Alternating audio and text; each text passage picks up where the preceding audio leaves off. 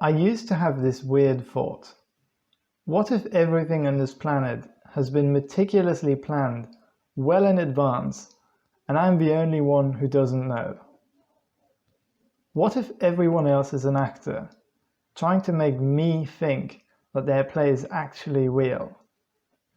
While this is of course incredibly unlikely, what always fascinated me was that there is virtually no way to definitively disprove it.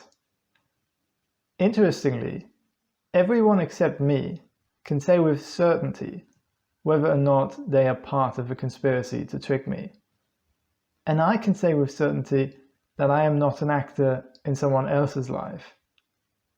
But nobody can be 100% sure that they are not the victim in this conspiracy.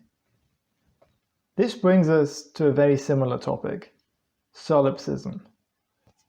Solipsism is the view that the self is all that can be known to exist. Other conscious minds might not exist. While this idea seems laughable on the surface, it's worth having a little think about what actually convinces us that other conscious minds do exist. A fairly obvious attempt to explain this is that we can observe how other people react to certain situations, and that it reflects how we would react in the same situation.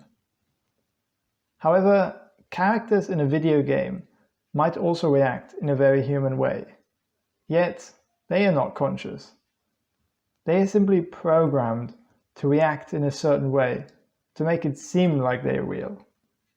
From what I see, we cannot definitively say that this isn't the case with real people in the real world as well. Some people might argue that it takes other conscious minds to create or build stuff. We could, for example, appreciate a piece of music that we would have never been able to compose, nor do we remember composing it. It therefore needs other conscious minds to create the stuff we have. This doesn't follow though. In fact, there are several explanations that wouldn't conflict with us being the only conscious mind in the universe. One is that there used to be other conscious minds who are in part responsible for the state of affairs we find ourselves in now, but that these consciousnesses ceased to exist in the meantime. Another one is that we actually did create everything, but we forgot how we did it, and we also forgot that we forgot how we did it, leaving us with no memory or understanding of how certain things came to be. We might have even consented to our memories being erased.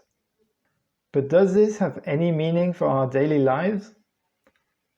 As far as I can see, no. I don't really see how things would be any different if other people just appear to be conscious, rather than actually being conscious. The only thing that might be influenced would be our choice of moral framework. If I am the only conscious mind in the universe, then there would be absolutely no reason for me to not act maximally selfish. After all, granting other people well-being or reducing their suffering would be a waste of resources, as they won't be able to experience it. However, claiming that there are no other conscious minds would be a negative claim that would take on a burden of proof as well. Until such time, this statement should be considered unproven, and we should play it safe and take other people's well-being into consideration when making moral decisions. Solipsism is, after all, at least in its soft form, just a skeptical view towards other conscious minds existing, not a claim of the contrary. As with most philosophies, the conclusion is that we don't really know anything for sure.